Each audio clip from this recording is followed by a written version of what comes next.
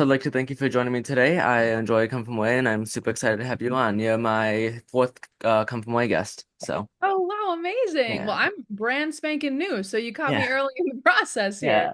yeah. So for the first part, can you please explain a little bit about yourself for those who don't know who you are?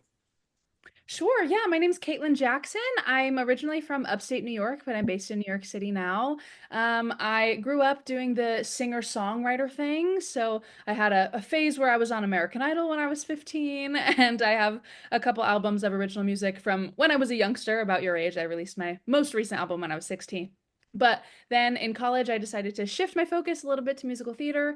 I went to Ithaca College for a BFA in acting, and then we hit COVID, so that was a tough time to graduate from theater school.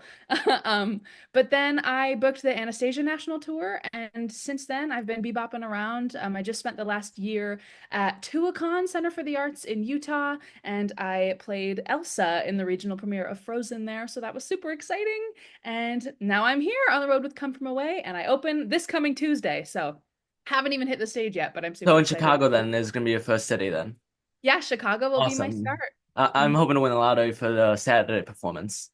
Oh, cool. That's Yeah, awesome. it'll be my third time seeing it. So Amazing. Well, I see you got your merch on. That's yeah. perfect. You're ready to go. So what was the audition process like for Come From Away compared to Anastasia? Sure. Actually, Come From LA is super unique because ever since COVID, they have exclusively done virtual auditions, which is super rare in this business and is the only reason why I'm able to be here. I was on a contract at Disney actually, and my agent sent me this video, and I was able to do a couple Zoom callbacks with them as well. And the team was super great. And then boom, got the offer, and now I'm here. But Anastasia was a little different. It was still after COVID, but we did have in-person auditions. So that one, they both had initial first round video submissions. But then after the initial round, everything was in person for Anastasia. That's awesome. And so, with there being your second national tour, what city are you looking forward to the most in touring? This time around, I like had a couple list of things that I wanted to do differently. I wanted to like keep track of my flight miles and get the perks, and like my hotel stays. I was going to be better about the adulting logistics of this. But I'm really excited this time around to try making new connections. The best thing about theater is all the friends you make. You make new friends every single job. So that's really exciting. But I'm actually going to get to be revisiting theaters I've already been to, which is cool. Actually, we're here in Dallas right now, and I have been to the Winsphere Opera House with Anastasia, so it's feels a lot more like home because I know some of these places, and of course there will be new places to explore. So it's just tours an exciting adventure. That's awesome. And so, what is the hardest part about touring, and what's the best part about touring? Sure. The hardest part is just the schedule is so rigorous, and in your quote unquote off time, you're still traveling. So, I mean, we all know how exhausting travel days are just if you're flying somewhere, but we also have bus days that could be up to 12 hours long, sitting on a bus with a couple stops to grab some food throughout the day. It's really hard to have a good diet on the road because we're staying in hotel rooms, so we don't really have a kitchen. So you eat out a lot or try to buy groceries. I actually travel with a little like hot pot that heats up itself so I can boil water and fry an egg and do what I need to do. But it's certainly not a kitchen. So getting the right nutrients to sustain how hard the performance schedule is and how we're performing 8 shows a week. So it really is exhausting.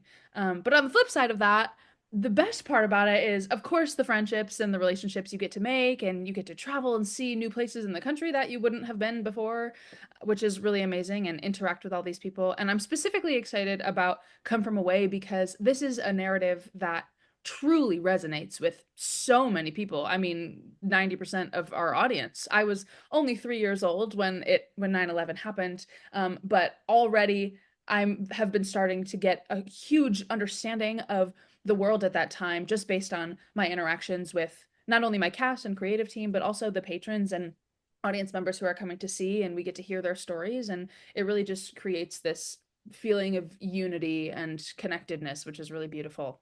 And I imagine it's also nice because with it being a more recent show, the people the show's based on is still alive, so you can still interact with them. Because if I'm not mistaken, you had Beverly come to the show recently, right? Yes, yes, Yeah. I got to meet Beverly Bass, and how often in this world do you get to meet the person that you will be playing on stage? Like that never happens. So it was crazy. I actually had the chance to ask her because like I said, I haven't started performances yet. So I was like, Beverly, what is something you want me to know going into playing you? Like, do you have anything you want me to know before I start? And she was like, "Yeah, just don't lay on my like a southern accent too thick. I don't talk like that, you know? I'm very professional, so just hold off on the southern accent. It's there a little bit, but don't lay it on too thick." So it was just interesting. I mean, I of course can't necessarily take that advice outside of what my creative team has directed me Yeah. to do. But it's just interesting to hear her perspective, and have those little nuggets in your brain. Yeah. And so what got you into theater when you were younger? Well, I've always been a singer. My mom said I was a screamer as a child, so she knew I had the lungs for it. But I've always been singing. I've always been dancing. I've been in dance classes since I was two.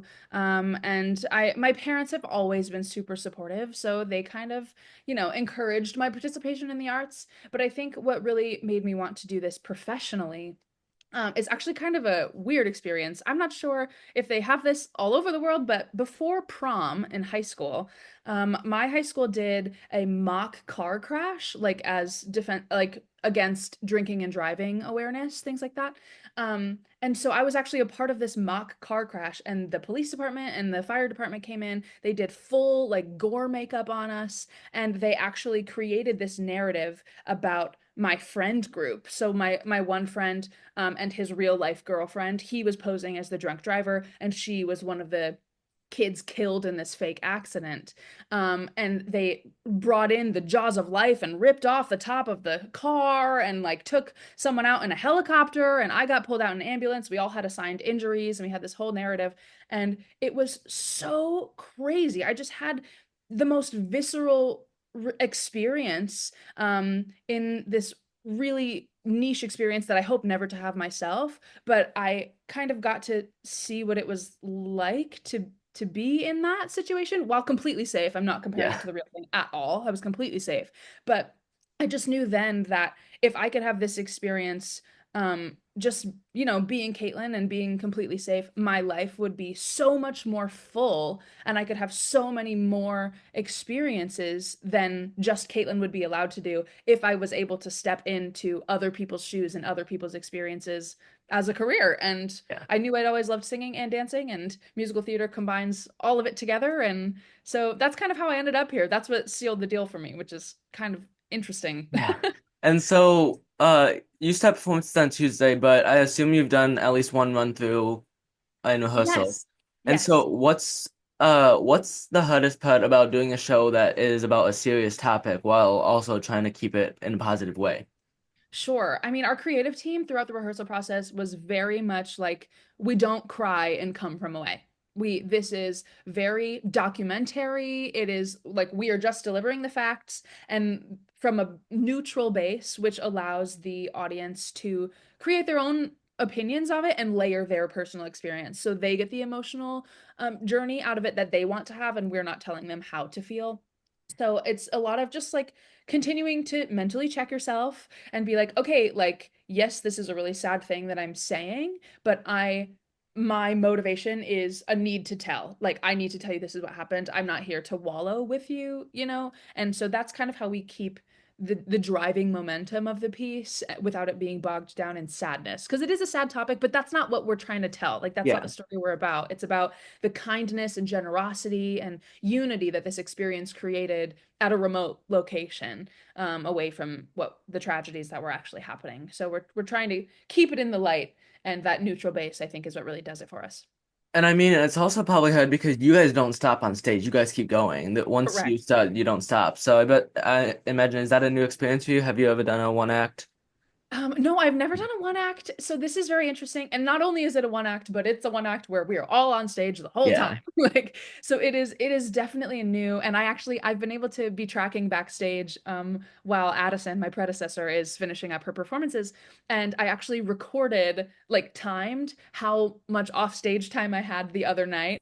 Yeah. Just because I was curious, and I know my part. So I'm like, let's have some fun with it. And I think it's a 100-minute musical and I have approximately 10 minutes and 55 seconds of Oh, offstage time cumulatively, which isn't even the least of some yeah. people. I think the Hannah track has less than that, and maybe the Diane track as well. So, but it's quick. The shortest offstage break was 4 seconds, and the longest was like 2 minutes and 10 seconds ish. That's So, crazy. Yeah. yeah, it was cool to just like get to do the math while I have the time.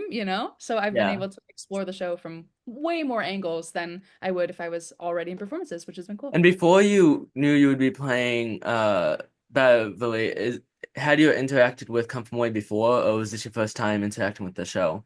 Yes, I saw it on Broadway. It was incredible. Ugh, I just fell in love immediately. And I have a strong country music background and folk singing. So this was always on my radar Yeah. because of the genre. But I had actually auditioned when this version of the national tour, second national, was starting about a year and a half ago. So I was in callbacks for them as well, while I was on Anastasia, actually. And then, didn't work out that time, but it worked out this time, and I'm very grateful to be here. Yeah, so this show has been in my heart for a while, so I'm really excited. That's awesome. And so, what advice would you give to your younger self? Oh, my younger self. Wow. People usually ask what would you give to other young artists, but my younger self, that's so wonderful. Well, first I would say, Kaitlyn, take a music theory class because I was on the academic track and it didn't give me college credits in high school, so I didn't take music theory. You know what I mean? And I Yeah. wish I had. And then I was specifically an acting major in college.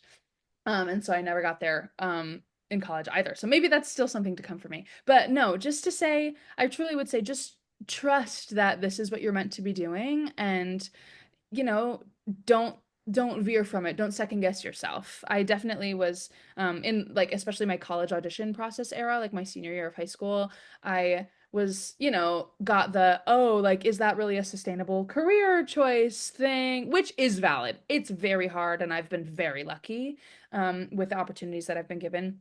But I knew at my core that this is what I wanted to do. I applied to a couple broadcast journalism programs and got in, but then I realized I was only applying for that because I wanted to be on TV, not because I actually deeply cared about the news. Yeah. So, so I just had to like be true to myself, and trust my gut. But I will say, if I was as passionate about anything else, that might have been a good choice Yeah. as well, because this is a very challenging career. It's very hard mentally, it's very hard physically. It's complicated and tough to crack into, and I'm still working on it. So I'm very grateful to be here. I'm early in my career. I'm only 26, so I'm very grateful. And I mean, with this show, you have some shows where it's only a one night performance and you're back on the roads, which is, Yes. I imagine, very hard. Yeah. Uh, and then the next question, you mentioned it, but what advice would you give to younger performers who want to pursue this professionally? Yeah. That's kind of what I said. Just if you are passionate about absolutely nothing else, this is the choice for you. You have to be so 100% invested because it is really hard. And I don't ever want to mislead someone by saying, yeah, just keep singing, follow your dreams. Like, it is very challenging business. So if you're serious about it and it's in your soul, you know that this is where you're meant to be, by all means, jump in, take the master class. Unfortunately, social media is becoming so important these days, which is hard for me. But, posting things on the internet, networking with casting directors and sending the email, is always really important and scary to do initially, and I'm still working on that as well. But, I that boiled down is, if there's nothing else that you want to do, then you're in the right place. That's awesome. And so that's the question portion, but I've done this with all with the other three cast members from Come From Away. But I have the script right here, and we're gonna do a little guess the lion. So That's the Oh no, I'm so new. Okay, let's yeah. go. So I did Woo! this with Andrew, Andre, and then Hannah, who used to play who used to play the news reporter. I'm blanking on her name for some reason. Janice, Janice, yes. yeah. Amazing. And so for the first part, this messed up Andrew a little bit. What are the three movies they play on the plane when they're waiting? Legally Blonde, Dr. Dolittle 2, and Titanic. Yes. Yes. And so this one is you say no, I'm fine, Tom, I'm fine. Yes. What about that? What do you mean? What's your next line? Oh, what's my next line? Yeah. I usually walk away.